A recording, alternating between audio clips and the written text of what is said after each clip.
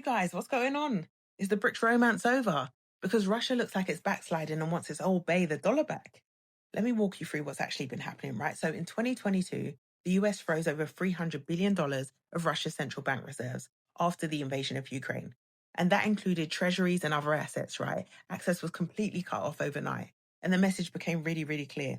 If you sit inside the dollar system and you do not control the rails, someone else can lock the door. Kind of common sense, like if you stayed at someone's house, they could lock you out, right?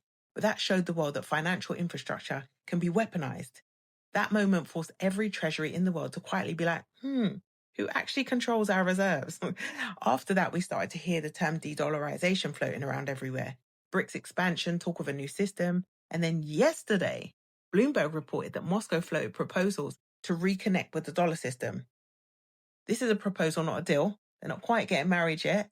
But officials say a single BRICS currency is not on the agenda. So, if we pause, if the alternative was strong enough, why edge back at all?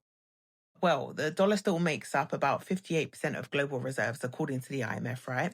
US Treasury markets remain the deepest and most liquid in the world. And when panic hits, capital still runs back there. That is infrastructure. And yes, countries are diversifying, right? But diversification is not replacement. This is not about whether or not we like the dollar. It's about who controls the settlement system when markets panic. Now, if we bring this back to Africa, because you knew I was going to do that, right? Around 2/3 of sub-Saharan Africa's external debt is dollar denominated. When the dollar strengthens, repayments rise. When liquidity tightens, refinancing gets painful. And when governments mismanage that risk, ordinary people feel it in fuel, food, and taxes. If we zoom out, we can see that China still holds close to $1 trillion in US treasuries.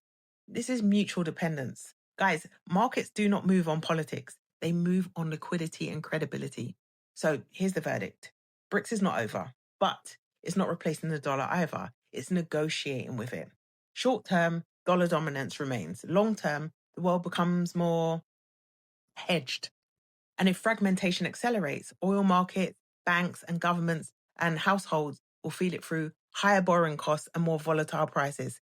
If fragmentation goes too far, transaction costs rise and emerging markets get squeezed first. The solution is not emotional decoupling. It is risk management. Build regional capital markets, expand local currency trade gradually, and reduce concentrated dollar exposure over time. Because if another freeze happened tomorrow, the real question is simple.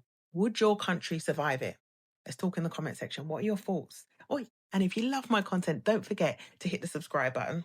Become a paid subscriber. Why not?